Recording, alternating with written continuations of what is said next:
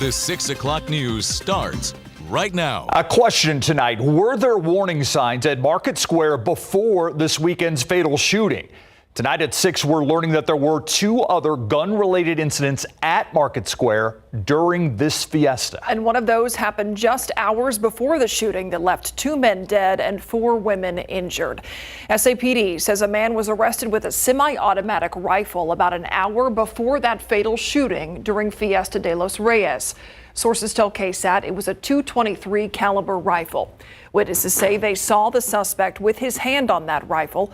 He was arrested for unlawful carry of a weapon and has bonded out. Days before that, a gunshot was heard in the Market Square crowd. When officers went to investigate, they found a man reaching into his waistband. Officers then found a revolver on that man and drugs in a plastic bag. He was charged with possession of a controlled substance and unlawful carry. All of this in addition to a man who was shot and killed in Market Square last year. Now, Mayor Ron Nirenberg is scheduled to join us for our KSAT Q&A coming up later in the show, when we plan to ask about possible changes in security for events at Market Square. A 22-year-old charged in 5 different cases, including the murder of a 15-year-old more than 2 years ago, heading to prison for at least the next 15 years. Zachary Vargas agreed to a plea deal in this case. As Erica Hernandez reports, the deal included some charges that were against Vargas being dismissed.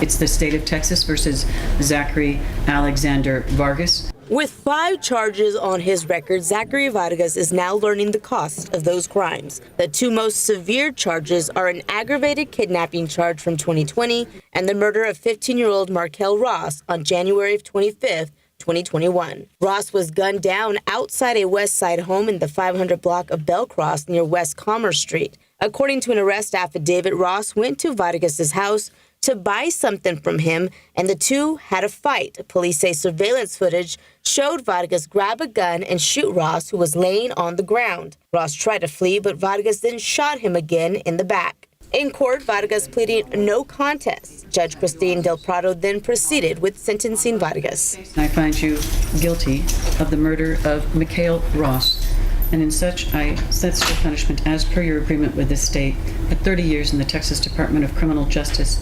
A 30-year sentence was also handed down for the aggravated kidnapping case. That will run concurrent with the murder sentence. I'm going to ask you to go ahead and get Mr. Vargas ready so that he may be transported to the Texas Department of Criminal Justice at the earliest convenience of the sheriff. As for those other 3 charges, one that included aggravated robbery, those 3 will be dismissed as a part of the plea deal. Vargas will have to serve half of the 30 years before he's eligible for parole. At the Cadena Reeves Justice Center, Erica Hernandez, KSAT 12 News. I want to make a quick clarification on that Fiesta story we had earlier. The shooting at Market Square last year was not fatal, but it also happened during Fiesta. Now to other news tonight. We are learning more about the deadly shooting involving a DPS trooper in Converse. We now know the name of the man killed by that DPS trooper. According to DPS, the man killed 37-year-old Luis Miguel Navarro. We're told the trooper tried to stop Navarro at I-35 and Psalms Road for a traffic violation. That's when he allegedly sped off at more than 100 miles an hour. Navarro then crashed into another vehicle on Loop 1604. DPS says the trooper tased Navarro. It didn't work. That's when Navarro was shot. DPS still has not said why Navarro was shot. The Texas Rangers are investigating.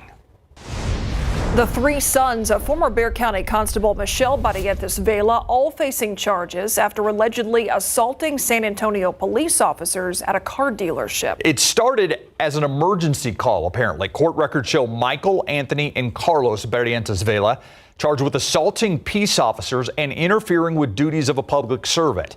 SAPD says paramedics at a car dealership on Bandera Road after getting calls about a female who is unresponsive. Paramedics then called police saying bystanders, quote, started to get violent, end quote. SAPD says that Michael tried to get into the back of the ambulance the female was in. When officers kept him away, police say Michael then pushed one of the officers. The police report goes on to say that Anthony jumped onto the officer and wrestled him to the ground. The report also states that Carlos jumped on a third officer's back and put his hands around their neck. An officer ended up tasing Michael. All three were taken into custody at the scene. SAPD says officers did find a gun on Anthony. He's being charged with unlawful carry as well. A teenager is now facing a capital murder charge after a robbery turned into a deadly shooting. An arrest warrant states that 19-year-old David Francisco Rebelo Garcia and two others conspired to steal a gun from Stephen Gagne. It was a gun he was offering to sell. The suspects met Gagne on March 30th on Chaucer Avenue on the south side. Police say that Gagne showed the three suspects the weapon, and soon after, one of the suspects took the gun from him and shots were exchanged. Gagne was shot and killed. Police arrested Rebelo Garcia and two others there at the scene. Investigators found text messages, they say, from Rebelo Garcia that explained his intentions to rob Gagne. His bond is set at $101,500. San Antonio police say they still have a lot of questions about an incident that left a Walmart employee seriously hurt. She was run over. 20-year-old Gabriel Arredondo Rosas facing intoxication assault and other charges in connection with the crash late last night. Police say he was driving the car that ran over the 49-year-old woman in a Walmart parking lot near Loop 410 and Rigsby. They believe she was either on a break or leaving work and heading home at the time. Although police say Rosas was intoxicated, they were not able to tell us whether that involved alcohol or drugs. If he was drunk, the question remains where the 20-year-old suspect actually got his hands on alcohol.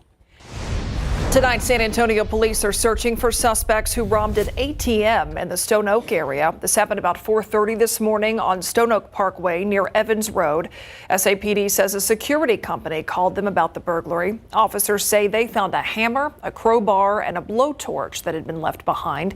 Police say the suspects took off with thousands of dollars. Investigators are looking through surveillance video for any clues.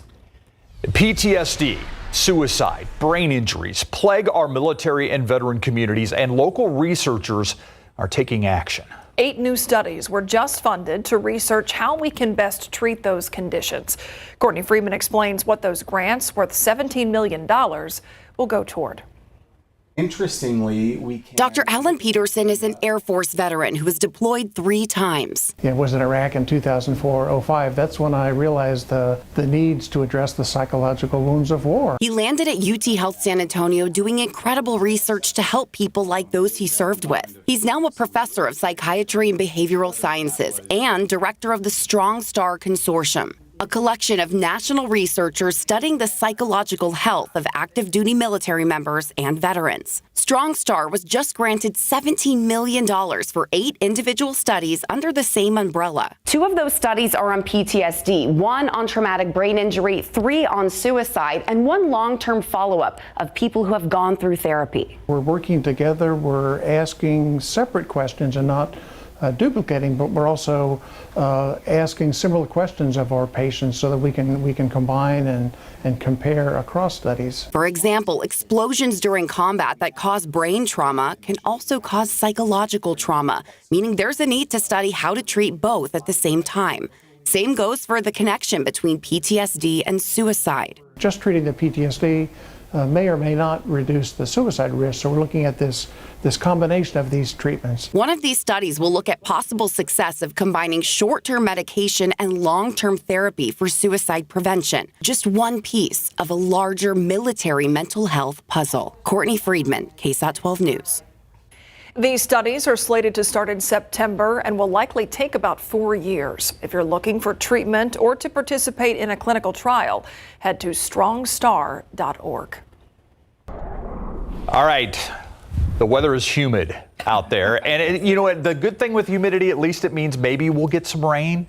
Maybe. Yes, I mean, it's good to have the humidity because we need it. That gives us more rain when we do get the thunderstorms. Right now, the shower activity is all far to the west and just starting to creep into far western Valverde County, where we have a couple of thunderstorms right along the Rio Grande and just north of it, west of Sonora along I-10. This action is going to stay to the west of San Antonio this afternoon and early evening and fizzle out. If it even makes it toward Del Rio, it's not going to be long past Del Rio when it actually fizzles out. So it's not going to last very long.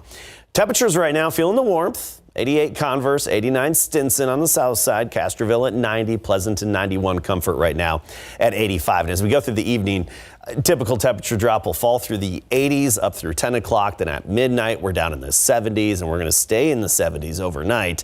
With the border storms coming to an end after sunset, turning cloudy and more dampness for the morning commute. Another very similar morning. We're going to talk more about the storm chances in the days ahead and our best odds in just a bit.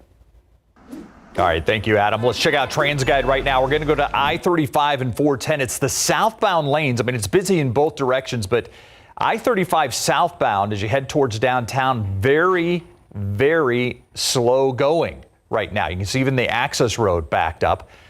Don't know of any major accidents, but, you know, there's a little construction as you head closer into downtown, but it is very busy on the southbound lanes of 35 as we look at 410 there. Happening later this week, Doc Talk. We take your medical questions to local doctors to get you some answers. Scan this QR code to send in those questions for the doctors. Doc Talk airs every Thursday on the news at 6:30. Still ahead here at 6 o'clock, a Children's Cancer Research Center with labs right here in San Antonio was just awarded millions of dollars. What that money is going for next. And taking a quick look outside with live cam meteorologist Adam Caskey. He just told you there's some storm chances, but how does that play out in the few days we have ahead of us coming up?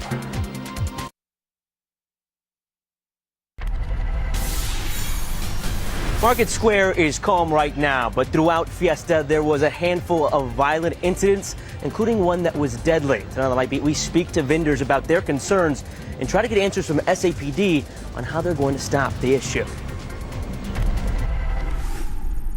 The Greehey Children's Cancer Research Institute is one of only 2 institutions in the United States dedicated solely to pediatric cancer research. It was recently awarded millions of dollars to advance that research. Tiffany Huertas takes us to one of the labs here in San Antonio where scientists are working to find new and less toxic treatments for childhood cancers. This is called tissue culture room, where these cells are sitting inside these incubators, where they're live cells. They came out of patient which have cancer, and then basically we test them whether any drug which we are discovering here is good enough or not. This is one of the 21 labs at the Greehey Children's Cancer Research Institute at UT Health San Antonio, located in the medical center. Dr. Manjeet Rao is a professor and deputy director at the institute. The goal of this institute to threefold: to find new therapeutics, new treatment for pediatric cancer patients, also to improve their quality of life and education. There's researchers from all over the world. How is that helping with the mission of this institute? Right, that's really important because our goal is to bring the best brain from all over the world who not only understand cancer research but also dedicated to doing and finding something new. And that's why it's important. And it has helped us tremendously. We have scientists from all over the world representing from Mexico, from Canada, from India, from China. And new funding from the Cancer Prevention and Research Institute of Texas, or CPRIT, will help advance cancer research. The CPRIT money is going to play a very important role. This is given to one of our scientists here who works on Ewing sarcoma. And Ewing sarcoma is a soft tissue sarcoma that affects little kids, and it's very nasty. Once it's metastasized to different organs, there is no cure for it. UT Health San Antonio was awarded approximately $16.4 million from CPRIT over the past 6 months.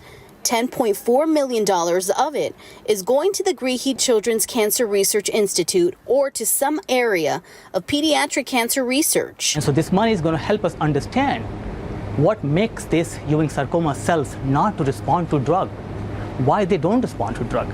What can we do about it? Tiffany Huertas, KSAT 12 News. All right, let's talk about that humidity out there. The air is just thick and kind of looked like it wanted to rain, but Not so much. Yeah. What wet mop weather? Yes, it is. Let's wring out that wet mop. Yeah, those sweaty towel days, right? There you go. I mean, it's especially, and Myra's right though, with the clouds, they're teasing us. It looks like it's going to rain, but there's no real rain to show for it. Let's take a look at our rain chances going forward. And tomorrow we think is our best shot at 40%. It's no guarantee for any of us, of course, 40%. But some scattered activity we do think has a good shot at developing in the afternoon and evening. Then we're at 30% for Thursday and Friday, only 20% for some storms this weekend. And by this time next week, we're thinking just some sunshine. And right now, no storm chances.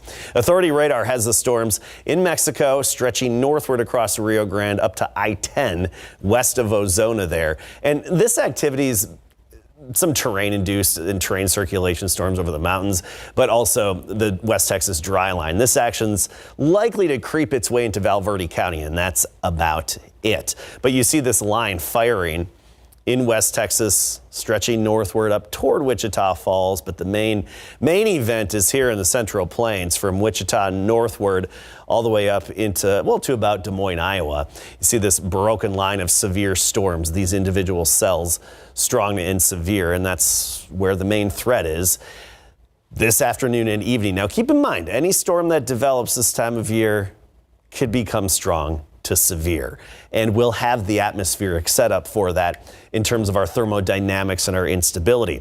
Our upper level flow is this wind coming out of the west and southwest aloft, and whenever we get that, we typically have these little ripples or impulses of energy within that flow embedded within, and that can be enough to just help to pop those storms, especially in the afternoon and evening, and that's generally what we're going to be looking at going forward. But we don't have the very well-defined forcing mechanism to get the storms going that you need to really make it defined and clear-cut.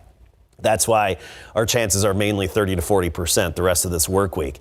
You see, the highest potential over the next 7 days is really over the next 5 days is up in North Texas and parts of East Texas. We're on the fringe of the activity. And like we said, anything that pops up could become strong to severe.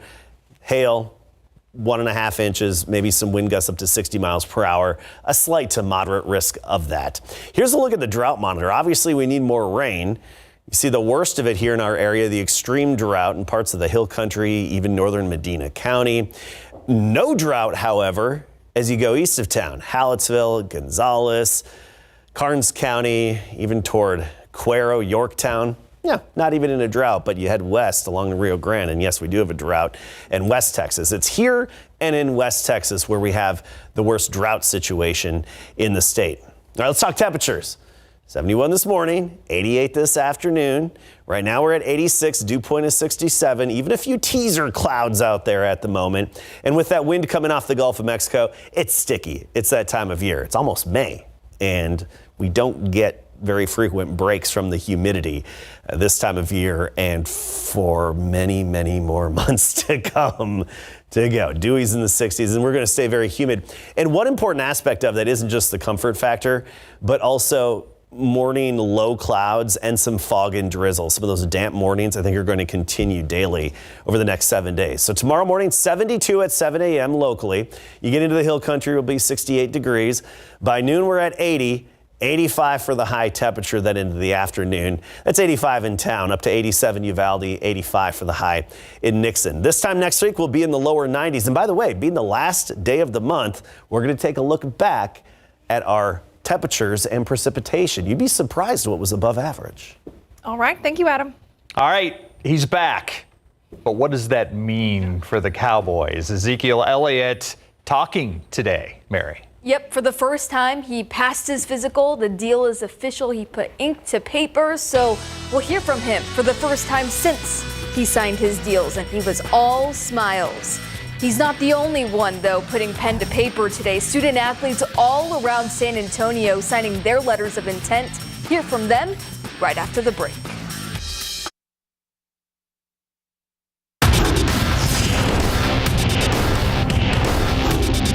Definitely miss everyone here. Definitely miss the building. Definitely miss, Cowboys Nation. So it's excited to be back and get this thing going. You can dust off your old Ezekiel Elliott jersey because his new contract is signed and he's reuniting with his former jersey number 21 in big board sports. Starting off with an exciting signing day around town, the John Jay Mustangs saw 16 athletes sign their letters of intent. The group featuring a range of student athletes from football and basketball all the way to bowling. When we spoke with them, they shared how excited they are for this new milestone in their careers and what it means to them to represent their last name at the next level. It means everything. One of the biggest things for me is representing my last name. In high school, you don't get really to wear the name on the back of your jersey. So one of the things I'm looking forward to is wearing my name on the back of my jersey. Extremely excited. I've always wanted to play at the next level, and I feel like I'm prepared for it. It means everything. I worked hard since like 5 years old, 6 years old, and now it's just showing. I feel excited, like I get another chance that most people don't really get a chance, and I'm gonna take it. I'll be training a lot during the summer, and I'll be working real hard. And over at McCollum High School, Maddie Espinoza signed her letter of intent to play softball at Texas A&M Corpus Christi. The slugger knew joining the Islanders was the right choice when she visited, and it felt like home. There were softball-themed donuts, a cake to celebrate the occasion, and Maddie was so excited to get to share this moment with her friends and family. It's awesome. I loved every minute of this, and it's just crazy, the amount of work I put in. It finally pays off here, and it's everything. Just to show that they put so much work into me and I gave them the same amount of work back. It's proving to everybody that hard work really does pay off, and just working for my family. Yeah, it's amazing. For more coverage of our local signing days, you can visit the BGC Sports page on KSAT.com. All right, Ezekiel Elliott is excited to be back in Dallas, as you heard at the top of sports, making it very clear he missed Cowboys Nation in his first run-in with the media after signing his one-year contract with a maximum value of $3 million today. The 8-year NFL veteran is already one of the greatest running backs in Cowboys history, third on the all-time franchise list for rushing yards, and he believes he can build on that legacy. The Houston Astros announced today they will option slumping first baseman Jose Abreu to their spring training complex in West Palm Beach, Florida, to try and get the 2020 AL MVP back on track. The 37-year-old is in the second year of a 3-year, $58.5 million contract and is hitting .099 with just one extra base hit and 3 RBI. General Manager Dana Brown said Abreu was very receptive during their conversation and had a good attitude about the move. Astros trying to find a spark to turn their season around. Well, and he was a big signing for them last year. So the fact he's going to minor leagues is a bit of a shocker. Yes, agreed. Thanks, Mary. We'll be right back.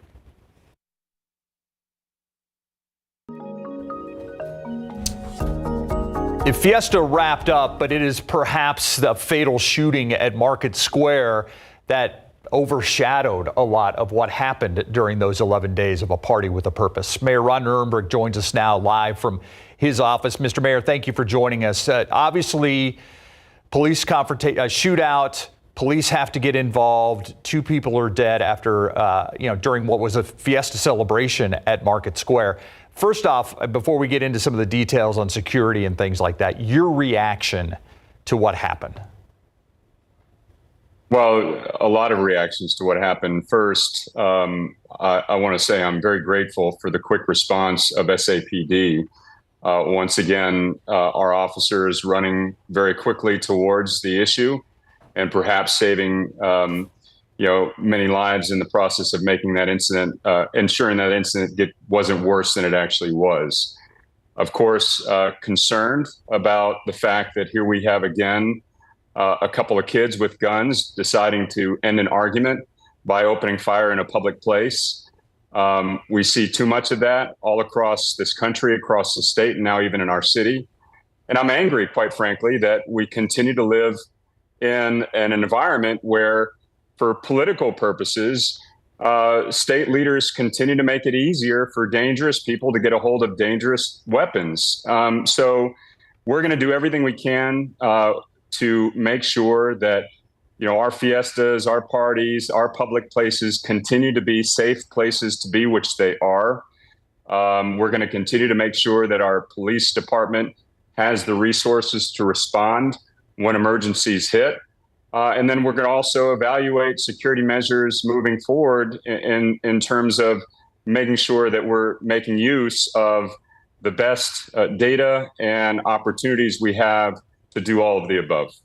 And it was such a wonderful citywide celebration. I hate that we're even having to talk about this in the context of what's normally such a very positive event. But there was a shooting at Market Square last year during Fiesta. Yeah. So yesterday, the police chief put out an update on Facebook talking about some security changes that will be taking place, including bag checks.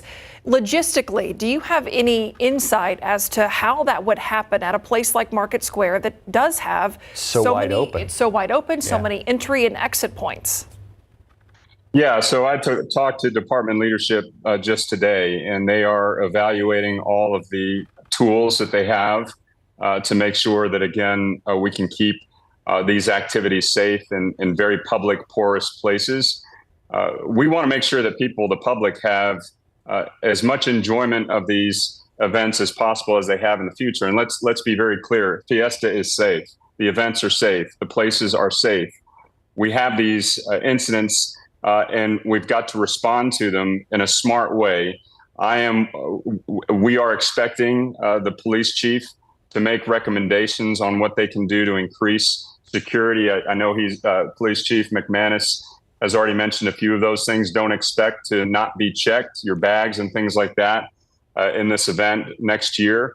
But they're going to give us a full slate of recommendations to make sure that police are visible, that police can respond, that police have the tools to survey the area as best they can, while also making sure that the revelry continues unabated and Fiesta can be enjoyed as we have for now over a century. I'm a big fan of Market Square. I mean, I go there. I enjoy the market feel and the openness of it. So I echo your being angry about this and that we're at this place that we're at. But can changes be made before the Cinco de Mayo celebrations that are going to happen largely at Market Square?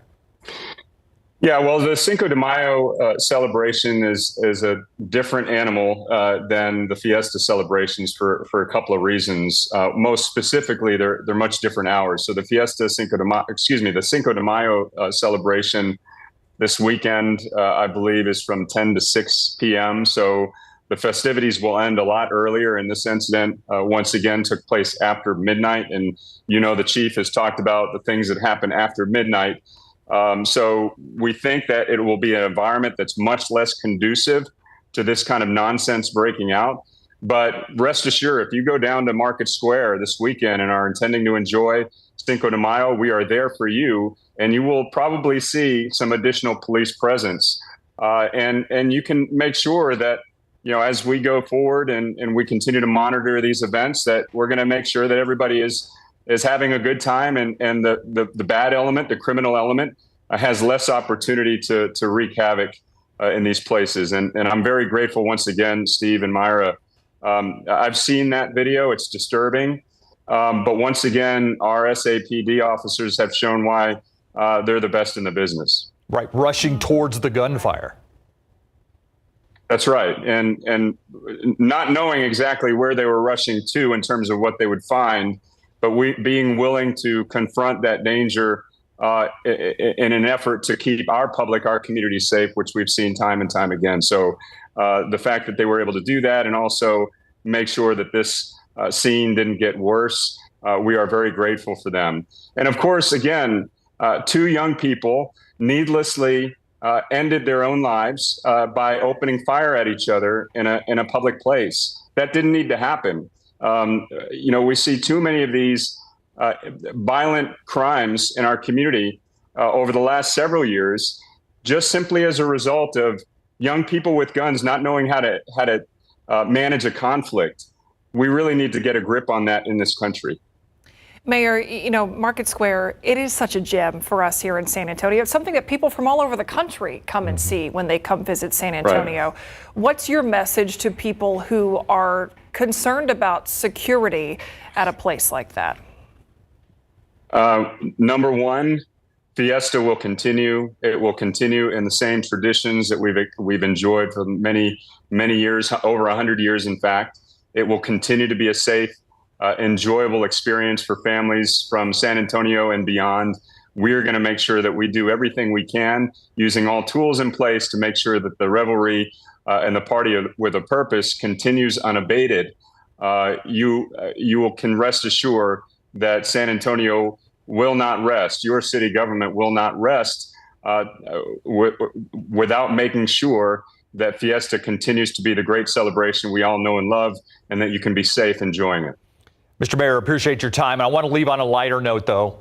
I want to talk about the fact that Myra is a huge fan of your Fiesta sunglasses. Yes. So if you can pass on what kind of sunglasses those are to her in an email or something like that. I mean, it's like really all she talks about. The last 11 days, it's just been on repeat. Well, I've been waiting to wear those glasses for a long, long time. My family has told me it was not appropriate, but it was the perfect opportunity to wear my Whataburger sunglasses during Fiesta. So I am their #1 fan. There you go. Love it. They got the thumbs up from me. Mayor, thanks so much for your time. Thanks, y'all. Yeah, take care. We'll be right back.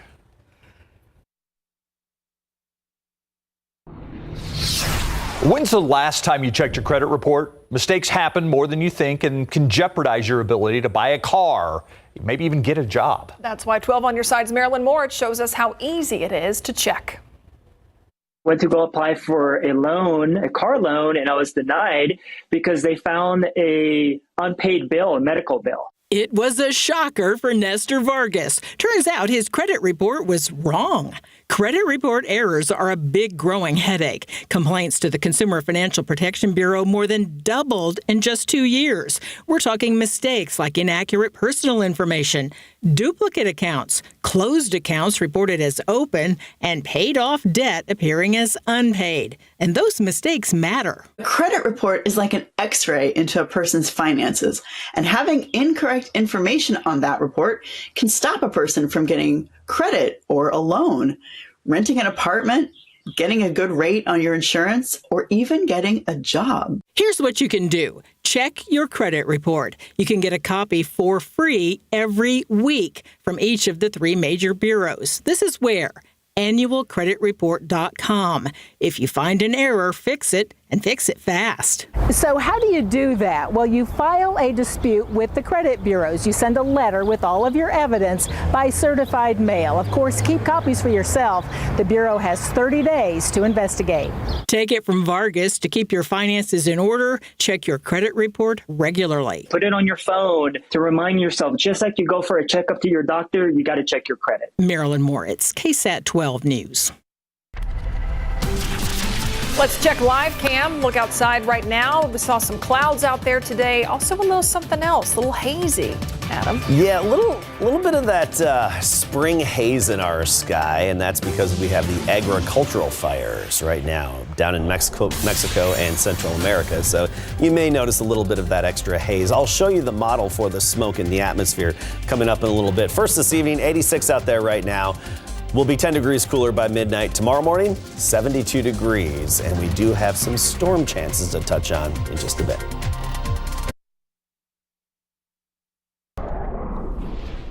So humid, it feels like rain out there, and we have some storm chances to talk about, Adam? Yeah, we really think tomorrow afternoon through tomorrow night's our best shot for the rest of this week. That's when some scattered activity could develop, and also the morning drizzle. You mentioned the humidity, and that leads to the morning dampness that we're going to continue to have pretty much every day. And like I mentioned earlier, some smoke is back in the air. We get that every year this time of year, especially as you get into May. Take a look at our time lapse and you see a bit of haze off in the distance. It's not terrible, but there is some smoke in the air adding to the little bit of haze. Here's the model for the smoke forecast in the days ahead. And with the agricultural burning and some of the lower level winds, that smoke is being steered right up that east coast of Mexico into Texas, Louisiana, even Arkansas for the next couple of days. We'll still have a little bit of that. It's not going to have a major impact on air quality. A minor impact, just not a major impact. All right, it's the last day of the month. Let's talk about precipitation to start. And our rain was actually a little above average. Look at that. Nearly 2/3 of an inch above average for rainfall in April. And it really came down to this one good hit Sunday morning with 1.21 inches of rain. And then on the 9th, we had over an inch as well, 1.29. It was a few of those days that really helped add up to our just over 3 inches of rain. But notice many days where we just had a trace, which means it was damp, but not enough to measure. So under 1/100th of an inch. That's the foggy, drizzly mornings that we've become accustomed to. And we're going to have more of those. So this month, a little above average. Since January 1st, we're actually above average in the precip department. Let's hope this trend can continue. But as I showed you earlier with the drought monitor, we still need a lot of rain, especially in the hill country. 40% chance tomorrow afternoon through tomorrow night, Thursday, Friday, 30% chance, Saturday, Sunday, 20% chance. And early next week, right now, we've got a 0% chance. So for the most part, we're looking at isolated chances. So isolated or stray pop-up storms for most of the time between now through the weekend, with a little more widely separated activity by Wednesday. As for temperatures, above average, no surprise there. April, 3 degrees above average. The warmest day was 90 and the coolest temperature was, I believe, on the 3rd. We actually were 45 degrees that morning. Sounds a little foreign right now, doesn't it? With our low 70s every morning now. Temperature trend keeping us in the mid 80s through the weekend, even upper 80s this weekend. Then by early next week, we're back in the lower 90s. Still a few storms along the West Texas dry line and near Valverde County. They're going to have a hard time making their way eastward. This activity is likely to stay far to our west. We could just have some of the blow-off clouds from it, and then more severe storms stretching up the midsection of the country. Here's our upper level flow, and with this flow coming off the Pacific that we have, as we often see around here, you get little ripples of energy and little just disturbances embedded within it, and that can help kickstart isolated to scattered showers and storms pretty much every afternoon, evening, and even every night. That's why we have that 30 to 40% chance the next couple of days. 86 right now, dew point is 67, 92 in Lubbock, 88 in Midland, 92 Junction, Del Rio as warm as 96, Hondo up to 90 degrees. And I do think by this time next week, we're going to see more 90s on the map. That'll be more common. Low 70s in the morning tomorrow. Then by noon, we're at 80 degrees. 85 the afternoon high, a southeasterly wind at 10 to 20. 83 in Comfort tomorrow, 81 Bulverde, mid 80s for the rest of us. And then those storm chances really fall off by the end of the weekend and into next week. Thank you, Adam. Boo 90s. Yeah. We're going to talk about the Bernie Band. They get a hooray. We'll tell you why coming up. Bernie is in the buzz today. The Bernie High School Band is saying thank you to Metallica. The world-famous rock band supplied the school with $15,000 in equipment after the Bernie Band was named a winner of their For Whom the Band Tolls contest. I like that. Last spring, Metallica challenged marching bands across the U.S. to create performances that incorporated their music. Bernie's submission featured a 4-minute medley of songs including For Whom the Bell Tolls, Inner Sandman, Fade to Black, Seek and Destroy, and Master of Puppets. I remember them winning. Yeah. Cool. Got it delivered. All right, an unofficial attraction in the Windy City. Do you see it? It's called the Chicago Rat Hole. It's been removed by city crews. The rodent-shaped hole in a sidewalk gained fame when a photo of it went viral in January. Neighbors have complained about crowds gathering on the sidewalk to see the rat hole. Yeah, it led to trash, some of it inappropriate, and food was littering the area. The rat hole has been filled in and then dug out multiple times with an unknown material since it became so famous. People who live here say it's actually been there for decades, but it's not gone for good now. The City Department of Transportation is saving the rat hole slab, but no word yet on where that will end up. I think it has to go to a museum somewhere. It's hard not to laugh looking. I know, exactly. We'll be right back. A few storm chances out there. A best shot, we think, tomorrow afternoon through tomorrow night at 40%. But don't get your hopes too high. We're not in a very well-defined weather pattern that gives us good, clear-cut opportunities. Just more isolated to widely separated action. All right, thanks, Adam. And thank you for watching your News at 6. We'll see you on the Night Beat at 10.